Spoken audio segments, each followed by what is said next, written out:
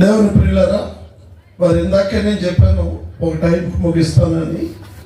కానీ నాకు ఇంటి వారి నుంచి నాకు కొద్ది ఇంటి వచ్చి కంటిన్యూ అన్నారు. అంతకంటే వరమా నాకు అనుకున్నాను. సో కనుక ఈ మీటింగ్ని మరికొద్ది నిమిషాల్లో ముగిస్తూ ఉన్నాం. చాలా సంతోషం. చాలా భక్తులు వారి యొక్క విలువైన మాటలు మనకి అందించారు. దేవుని ప్రియులారా, ఇందాక నేను ఒక విషయాన్ని స్టార్ట్ చేశాను. మనుషుని జీవితము 70 సంవత్సరాలు, అధిక బలం ఉంటే 80 సంవత్సరాలని కీర్తన 90:10 మోషే ద్వారా దేవుడు బైబిల్లో వ్రాయించి పెట్టాడు. నిజానికి ఆది మానవుడు ఆదాము బ్రతికిన ఏండ్లు 930 సంవత్సరాలు. ఆదికాండం 5:5. అందరికంటే ఎక్కువ సంవత్సరాలు బ్రతికిన వాడు మెతూషెలా 969 సంవత్సరాలని ఆదికాండం 5:27 మనకి సెలవిస్తుంది. సెకండ్ ప్లేస్ లో ఎరెదు, మెతూషెలా యొక్క తాతగారు 962 ఏళ్ళు అని నేను చెప్పాను, అలాగే బైబిల్ చెప్పింది. అలాగే థర్డ్ ప్లేస్ మెతూషెలా యొక్క మనవడు నోవహు 950 సంవత్సరాలని బైబిల్లో రికార్డు ఉంది. ఆదికాండం 9:29 అయితే అన్ని సంవత్సరాలు బ్రతికిన ఆది మానవుడు జలప్రలయం టైం వచ్చేసరికి భూలోకము పాపముతో నిండిపోయింది. దేవుడికి వ్యతిరేకమైన కార్యాలతో విస్తరించిపోయినప్పుడు దేవుడు భూమి మీద నరులను సృష్టించినందుకు తన హృదయంలో సంతాపము ఉంది. జల ప్రళయం అనే ఒక ప్రళయం తీసుకొచ్చి భూమి మీద ఉన్న మానవ జాతి అంతటిని, సకల జలములను, ఆ సకల జీవరాశిని జల ప్రళయం ద్వారా చంపివేశాడు. అప్పుడు దేవుడు అన్నాడు, ఓకే, 120 సంవత్సరాలుగా వారి ఆయుష్ను నిర్ణయిస్తున్నాను అని చెప్పాడు. అందుకనే మోషే 120 ఏళ్ళు బతికాడు. అబ్రహాము 175 ఏళ్ళు బతికాడు. ఆదికాండం 25:7. ఇస్సాకు 128 ఏళ్ళు ఇస్సాకు బ్రతికాడు. దేవుని ప్రియులారా, మరి ఈ రీతిగా వాళ్ళ అంత సంవత్సరాలు బ్రతికినటువంటి బ్రతుకును కీర్తన 90 దగ్గరకు వచ్చేసరికి మనుషుని ఆయుష్ 70, అధిక బలం ఉంటే 80 అన్నాడు. మీ అందరికీ మాట తెలుసు. 139 కీర్తన 16 నియమింపబడిన దినములలో ఒక్కటైనను కాక మునిపే నా దినములన్నీ నీ గ్రంథములో లిఖితములాయను. అంటే మనం పుట్టక ముందే ఎన్నేళ్ళు బతకాలో దేవుడు తన గ్రంథంలో రాయించేశాడు. ఎందుకంటే ఆయన భవిష్యత్ జ్ఞానము కలిగిన దేవుడు. అపోస్తల కార్యములు 2:23-24 భవిష్యత్ జ్ఞానము కలిగిన దేవుడు. మనిషి ఎన్నేళ్ళు బతకాలో ఆయన ముందుగానే రికార్డు రాసి తల్లి గర్భంలో పంపుతాడు. 9 నెలలు అక్కడ ఉంటాడు. అక్కడ నుంచి భూగర్భం మీద పడతాడు. ఇక్కడ 70-80 ఏళ్ళు బతకాలనేది దేవుని ప్లాన్. కానీ మరి మధ్యలో ఎందుకు చనిపోతున్నారు? దీర్ఘాయుష్షు కలిగిన మానవుడు అర్ధాయుష్గా ఎందుకు మారిపోతున్నాడు? ఈ రోజున ఈ యొక్క మాటను తెలియపరిచి ఈ కార్యక్రమాన్ని మనం ముగించేసుకుంటాం వెరీ ఫ్యూ సెకండ్స్లో, మినిట్స్లో. దేవుని ప్రియులారా, మనుషుడు దీర్ఘాయుష్షు కలిగి ఉండాలి అనేది సృష్టికర్త అయిన దేవుడి ప్లాన్. కానీ మనిషి అర్ధాయుష్లో తన జీవితాన్ని ముగిస్తున్నాడు. మన ముందున్న సుకుమార్ అర్ధాయుష్లో తన ఆయుష్ను ముగించుకున్నాడు. Why? What is the reason? అంటే 45 ఏళ్ళే దేవుడు రాసి పెట్టాడా? అకార్డింగ్ టు 139:16 నియమింపబడిన దినాల్లో ఒకటైనా కాక మునిపే నా దినములన్నీ నీ గ్రంథములో వ్రాయబడ్డాయని దావీదు చెప్పాడు కదా. అంటే సుకుమార్కి 45 సంవత్సరాలు రాశాడా దేవుడు? No, 70-80 for everybody. కానీ ఎందుకు అర్ధాయుష్లో తను కాలం చేయాల్సి వచ్చింది?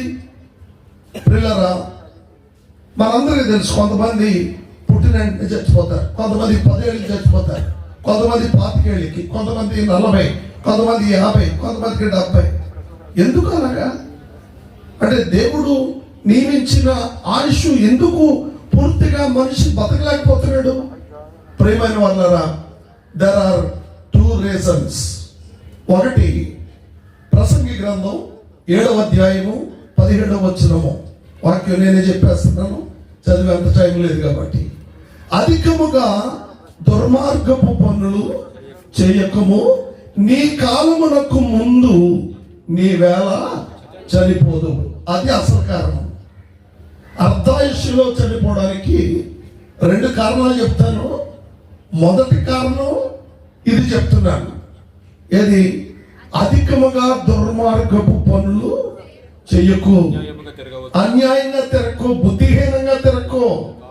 నీ కాలమునకు ముందుగా నువ్వేళ చనిపోతావు. What is your time? నీ కాలం అంటే ఏంటి? నీ life. What is time?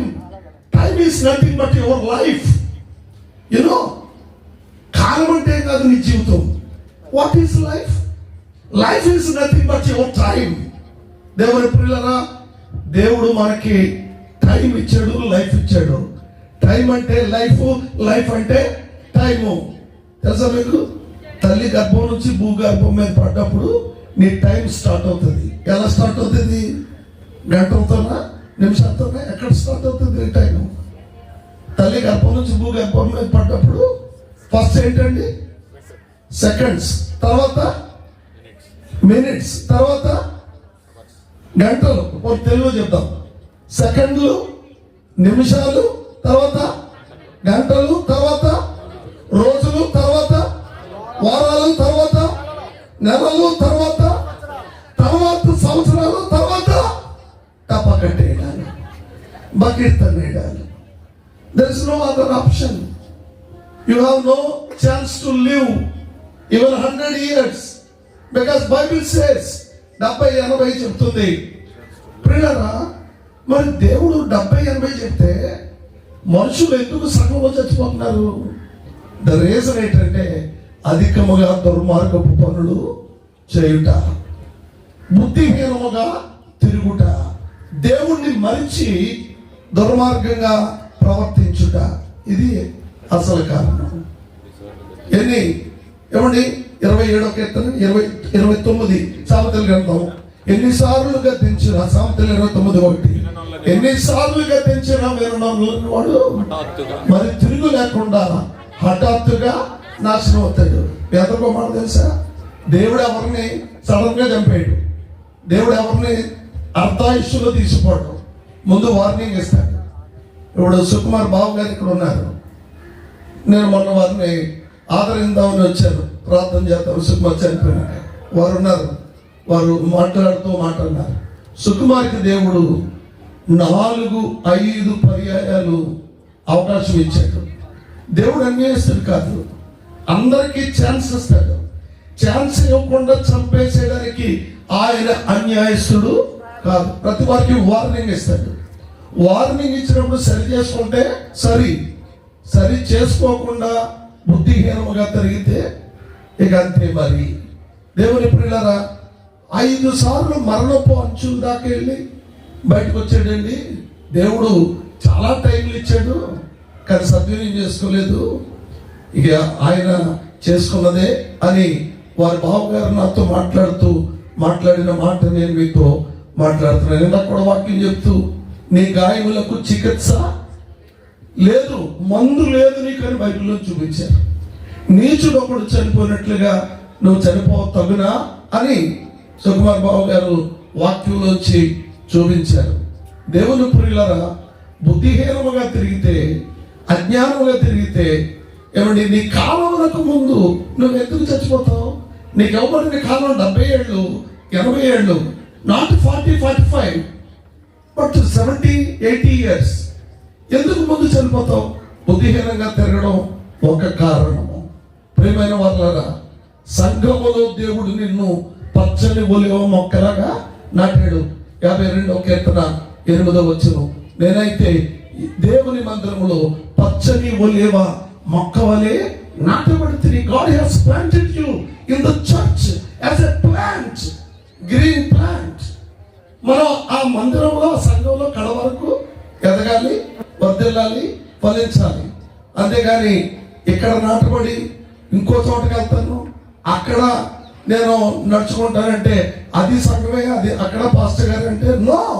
Bible never accepts, God never accepts. ఏ గుంట నుండి తోపడ్డావో, ఏ రాతి నుండి చెక్కబడ్డావో, ఏ సంఘములో రక్షణ పొందావో చచ్చేదాకా అక్కడే ఉండాలి. ఒకవేళ పాస్టర్ గారి ద్వారా దేవుడు నిన్ను గద్దిస్తాడు, హెచ్చరిస్తాడు, వార్నింగ్ ఇస్తాడు, కొన్నిసార్లు గద్దిస్తాడు. పాస్టర్ గారు గద్దించకపోతే నేను ఎవరు గద్దిస్తారు? గద్దించేవాళ్ళు ఇద్దరు. ఒకటి కన్న తండ్రి, కొన్ని సంవత్సరాలు గద్దించగలడు. రెండోది ఆత్మీయ తండ్రి. కన్న తండ్రి 12 ఏళ్ళ దాకా కొట్టాలి పిల్లల్ని, 12 ఏళ్ళ తర్వాత పిల్లల్ని కొట్టడానికి వీలు లేదు. కన్న తండ్రి పెళ్ళయ్యేంత వరకే గద్దించాలి, పెళ్ళయిన తర్వాత గద్దిస్తే వాడు ఒప్పుకోడు, తిరగబడతాడు. కానీ ఆత్మీయ తండ్రి పాస్టర్ గారు చచ్చిపోయేదాకా నేను గద్దించే అధికారం ఆయనకే ఉంది. నువ్వు తప్పు చేసినప్పుడు, నువ్వు పాపం చేసినప్పుడు, రాంగ్ వేలో వెళ్తున్నప్పుడు, రాంగ్ గా బిహేవ్ చేస్తూ మాట్లాడుతున్నప్పుడు దేవుడు పాస్టర్ గారిలోంచి గద్దిస్తాడు, సరి చేస్తాడు. దాన్ని నువ్వు సహించుకోలేకపోతే, ఓర్చుకోలేకపోతే ఎగేంటి నీకు? కనుక దేవుని ప్రియులారా, దేవుడు గద్దించే మనుషుడు ధన్యుడట. యోబు గ్రంథం 5వ అధ్యాయము 17వ వచనము, దేవుడు గద్దించు మనుష్యుడు ధన్యుడు. దేవుడు గద్దిస్తే నువ్వు సహించుకోగలిగితే నువ్వు ధన్యుడు అవుతావు. 141వ కీర్తన 5వ వచనం, అట్టి గద్దింపును నేను త్రోసివేయును అని దావీదు అంటున్నాడు. నీతిమంతులు నన్ను గద్దించుట నాకు ఉపకారము, అది నాకు తైలాభిషేకం అంటున్నాడు. కనుక ఈ సమయంలో చెప్తున్నాను, సుకుమారుని మాదిరిగా ఎవరన్నా తీసుకుంటే దేవుడికి వేరుగా మనం ఏం చేయలేం. 15వ అధ్యాయం యోహాను సువార్త 2-4 వచనాలు, నాకు వేరుగా ఉండి మీరు ఏమీయును చేయలేరు. దేవుడికి వేరుగా ఉండి సక్సెస్ సాధించగలమా? జయం పొందగలమా? మేలు పొందగలమా? దేవుడికి వేరుగా, సంఘానికి వేరుగా ఏం చేయలేం. గద్దించినా, బుద్ధి చెప్పినా కడ వరకు సంఘంలో స్థిరంగా ఉండాలి. దేవుడు ప్రాణం తీసుకునేంత వరకు దేవుని అందరి భక్తులు కొనసాగాలి. దేవుడు గద్దించాడని అలిగి వెళ్ళిపోతే ఆశీర్వాదానికి మనము దూరస్తులు అవుతాం. ప్రియులారా, నీ కాలానికి ముందు నువ్వేలా చనిపోతావు. దేవుడు ఇచ్చింది 70-80. ముందుగా చనిపోవడానికి కారణం బుద్ధిహీనముగా తిరుగుట, అది ఒక రీజన్. ఇప్పుడు రెండో రీజన్ చెప్తున్నాను. త్వరగా చచ్చిపోవడానికి రెండో కారణం యెషయా గ్రంథము 57వ అధ్యాయము 2వ వచనం, నీతిమంతులు కొనిపోవుట చూచి ఎవరును మనస్సున పెట్టరేమి, వారు కీడు చూడకుండా నీతిమంతులు కొనిపోబడుచున్నారు. ప్రియులారా, కొంతమంది బుద్ధిహీనముగా తిరుగుట ద్వారా వారికి ఇచ్చిన టైం కంటే ముందు చచ్చిపోతున్నారు. కానీ కొంతమంది నీతిమంతులుగా బ్రతుకుతూ కూడా, పరిశుద్ధులుగా జీవిస్తూ కూడా, ఏ తప్పు చేయని వారిగా ఉంటూ కూడా త్వరగా చచ్చిపోతున్నారు సగం టైంలో. ఎందుకట? కీడును చూడకుండా నీతిమంతులు కొనిపోబడుతున్నారు. అంటే అది ఎవరికి తోచదేటి, ఎవరు ఆలోచించదేటి అని వారు విశ్రాంతిలో ప్రవేశించుచున్నారు. వారు విశ్రాంతిలో ప్రవేశిస్తున్నారు. చాలా జాగ్రత్తగా, తమకు సూటిగానున్న మార్గమును నడుచువారు తమ పడకల మీద పనుండి విశ్రమించుచున్నారు. వారు విశ్రమించుచున్నారు. ఎవరట? నీతిమంతులు. ఒకటి, దుర్మార్గంగా ప్రవర్తించిన వారు తమ దుర్మార్గ ప్రవర్తనను బట్టి, దేవుడికి వేరుగా ఉండుటను బట్టి వారు ముందుగా చచ్చిపోతున్నారు. అర్ధాయుష్యులో మిగిలిపోతుంది వాళ్ళ ఆయుష్. కానీ కొంతమంది నీతిమంతులుగా బ్రతుకుతూ, యథార్థంగా జీవిస్తూ, ఏ తప్పు చేయని వారిగా ఉంటూ, పరిశుద్ధ జీవితం కలిగి జీవిస్తూ కూడా అర్ధాయుష్గా చచ్చిపోతున్నారు. దానికి కారణం ఒకటే, కీడును చూడకుండా వాళ్ళు ముందుగా వెళ్ళిపోతున్నారు. నాకు తెలిసిన ఒక అన్నయ్య గారు, వరదనాపల్లి సాల్మన్ రాజు గారు, చాలా పరిశుద్ధుడు, నీతిమంతుడు, ఆయన సేవకుడు, చాలా యథార్థపరుడు. కానీ మధ్య వయసులోనే ఆయన సడన్గా దేవుడు తీసుకున్నాడు. నేను చాలా హర్ట్ అయిపోయాను, చాలా బాధపడ్డాను. ఏంటి, మంచి సేవకుడు, మంచి దైవజనుడు, ఎవరికి కీడు చేయని వాడు, పరిశుద్ధ జీవితం, మాదిరికరమైన జీవితం. ఏమంటే ఏం చచ్చిపోయేటి, దుర్మార్గులు మిగిలిపోయారు, పరిశుద్ధులు చచ్చిపోయేటని చాలా వేదన పడ్డాను. అయితే దేవుడి వాక్యం చూపించాడు నాకు. అప్పుడు నా కళ్ళు తెరవబడ్డాయి. ఓహో, కీడు చూడకుండా. ఎప్పుడో తెలిసింది ఆయన చనిపోయింది? 2019 అంటే 2020 మనకి ఏమొచ్చిందండి? కరోనా వచ్చింది. కరోనా చూడకముందే దేవుడు ఆయన్ని కీడు చూడకుండా ఆయన్ని తీసుకుని వెళ్ళిపోయాడు. మా సంఘంలో ఒక చిన్న బిడ్డ, కాకినాడ సంఘంలో చిన్న బిడ్డ 11-10 ఏళ్ళు కూడా లేవు, ఎంతో అందమైన పిల్ల, చక్కని పాట పాడేది, రాజాని సన్నిధిలో అంటూ పాడుతుంటే ఎంత పరవశించి ఆనందపడిపోయాడు మనసులో. నా బిడ్డ నా సంఘానికి సింగరు, భవిష్యత్తులో నువ్వేనమ్మా నాకున్నటువంటి ఆశ, నా సంఘానికి నువ్వేనమ్మా సింగర్ అవుతావు అని ముచ్చట పడిపోయేవాడిని ఆ పిల్ల పాడుతుంటే. కానీ at the age of 10 years beautiful girl, చిన్న పిల్ల చనిపోయింది. కారణం ఏంటి? కీడు చూడకుండా నీతిమంతులు కొనిపోబడుతున్నారు. We do not know God's plan, what God's plan is. దేవుని ప్రియులారా, 2 విషయాలు చెప్పాను. ఒకటి దుర్మార్గంగా తిరుగుట వల్ల అర్ధాయుష్, ఒకటి కీడు చూడకుండా అర్ధాయుష్. ఇప్పుడు I'm not here to judge anybody or else సుకుమార్ని కానీ మరొకరిని కానీ జడ్జి చేయడానికి, తీర్పు తీర్చడానికి నేను ఇక్కడ నిలబడలేదు. 2 చెప్పాను. దుర్మార్గ పనులు చేయటం వల్ల అర్ధాయుషులో చనిపోవడం జరిగిందా? నీతిమంతుడిగా బ్రతికి రాబోతున్న కీడు ఏదో ఉంది, ఆ కీడు చూడకుండా ముందుగా కొనుక్కోబడ్డా? That is up to you. You decide, you yourself decide. నేను ఇక్కడేమి తీర్పు తీర్చడానికి నేను ఇక్కడ లేను. 2 విషయాలు మాత్రం చెప్పాను, మీ ముందు ఉంచాను. మరి ఆ రెండిట్లో దేనికి ఏ కోపకు వస్తాడో ఆల్రెడీ మీ అందరి మనసుల్లో ఉన్నాయి. నేను చెప్పాల్సిన అవసరం ఏమి మీకు లేదు. కానీ దేవుని ప్రియులారా, దేవుడు నిన్ను ఒక సంఘంలో నాటినప్పుడు ప్రాణం పోయేంత వరకు అదే సంఘంలో గద్దింపు వచ్చినా, హెచ్చరిక వచ్చినా, దేవుడు నిన్ను ఒకలాగా లెంపకాయ కొట్టినా అక్కడే నిలకడగా ఉంటే దేవుడు నిన్ను ఆశీర్వదిస్తాడు. ఒక రోజున యాకోబు అక్కడే మిగిలిపోయాడట. 10:32 నువ్వు నన్ను ఆశీర్వదిస్తాను కానీ నేను పోనంటున్నాడట. అంటుంటే నన్ను వదిలే అంటున్నాడు ఆయన. దేవుడు వదులుతలేదు. తెల్లారిపోతుంది, లాగి ఒక్కటి తుంటి నరం మీద కొట్టాడట. యాకోబు యొక్క తుంటి నరం వసిలిపోయి గూడు వసులుతూ కుట్టుతున్నట్ట మొదలెట్టాడు. దేవుని ప్రియులారా, దెబ్బ కొట్టిన యాకోబు దేవుణ్ణి మాత్రం వదిలిపెట్టలేదు. పోరాడి గెలిచాడంటే ఇక మీదట నీ పేరు యాకోబు కాదురాపై, నీ పేరు ఇశ్రాయేలు. ఎందుకంటే నువ్వు దేవుడితో మనుషులతో పోరాడి గెలిచావు. దేవుని పిల్లల, దేవుడు ఎవరిని దీవించాలన్నా దెబ్బ కొడతాడు, గద్దిస్తాడు, హెచ్చరిక చేస్తాడు. అప్పుడు ఎవరైతే యాకోబులాగా నిలకడ కలిగి, దేవుడా నువ్వు నన్ను కొట్టినా నేను నిన్ను వదిలిపెట్టను అని ఎవరైతే నిలకడగా దేవుడి సంఘంలో ఉంటారో వాళ్ళని దేవుడు దీవిస్తాడు.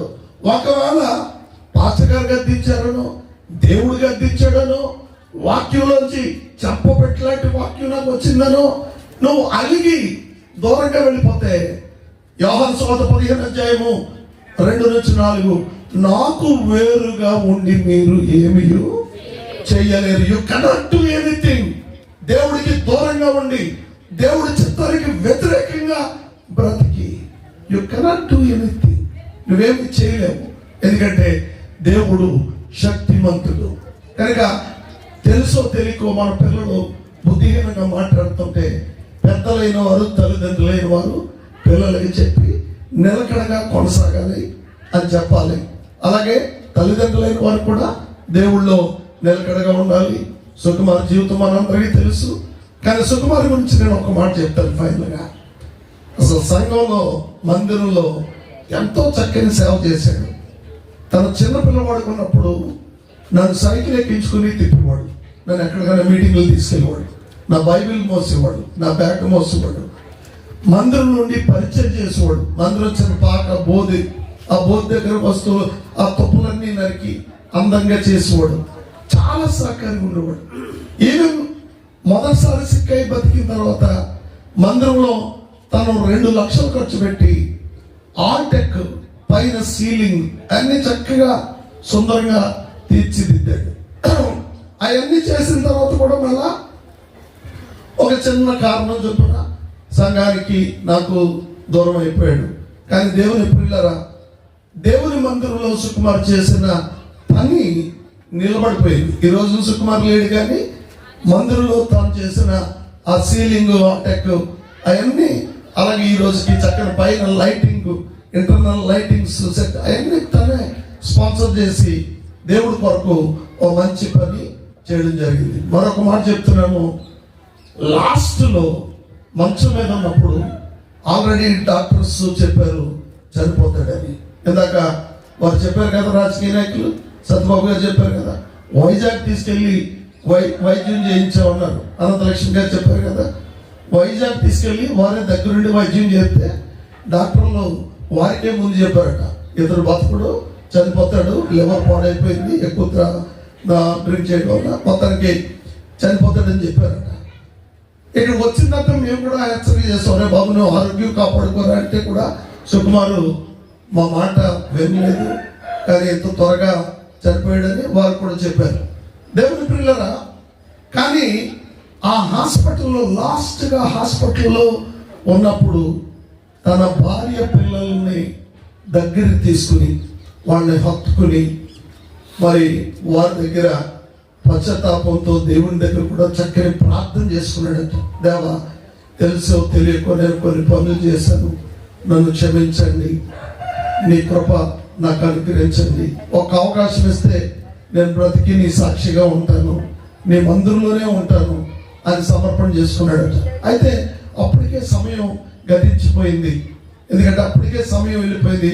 జెఫన్యా గ్రంథం 2వ అధ్యాయం 1వ వచనం, పొట్టు గాలికి ఎగిరిపోతున్నట్లుగా సమయము గతించిపోతున్నది, అందుకనే కూడి రండి అని అంటాడు దేవుని వాక్యంలో, జెఫన్యా 2:1. కనుక దేవుని పిల్లల లాస్ట్లో సుకుమారు సరి చేసుకుని పశ్చాత్తాపడి తన బిడ్డల్ని భార్యను హత్తుకుని వారిని అడగాల్సిన క్షమాపణలు కానీ అన్ని అడిగి సరి చేసుకుని దేవుడి దగ్గరికి వెళ్ళాడు. మీ అందరూ మాట చెప్తాను, దేవుడు ఎవరికైనా పరలోకం ఇవ్వాలి అనుకుంటే, పరలోకానికి తీసుకెళ్ళాలనుకుంటే ఖచ్చితంగా వారికి శిక్షణ ఇచ్చి మంచం మీద పడుకోబెట్టి, యోబు గ్రంథం 33వ అధ్యాయం 34:10 కూడా ఉందేమో, 33:19 మీరు చూడండి.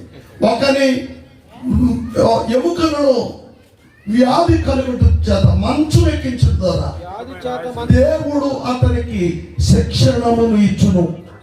దేవుడు ఎవరిని శిక్షించడండి, శిక్షణ ఇస్తాడు. సో సుకుమారుని కూడా చనిపోయినాక నరకం లేదు, శిక్ష లేదు, పరలోకానికి దేవుడు ఉద్దేశించాడు. కాబట్టి లాస్ట్లో ట్రైనింగ్ ఇచ్చి, శిక్షణ ఇచ్చి, సరిచేసి, మరి పశ్చాత్తాపడిగా చేసి దేవుని రాజ్యానికి తీసుకున్నాడు. I strongly believe as a spiritual father that Sukumar is in heaven, పరలోక రాజ్యంలో దేవుడి చెంత ఉన్నాడు అని నేను ఒక ఆత్మీయ తండ్రిగా, నేను దైవజనుడిగా నమ్ముతున్నాను. ఎందుకంటే లాస్ట్లో పశ్చాత్తాపడ్డాడు. శిలువ మీద దొంగ ఆఖరి క్షణంలో పశ్చాత్తాపడితే దేవుడు అన్నాడు, నేడు నీవు నాతో కూడా పరదేశంలో ఉంటావు.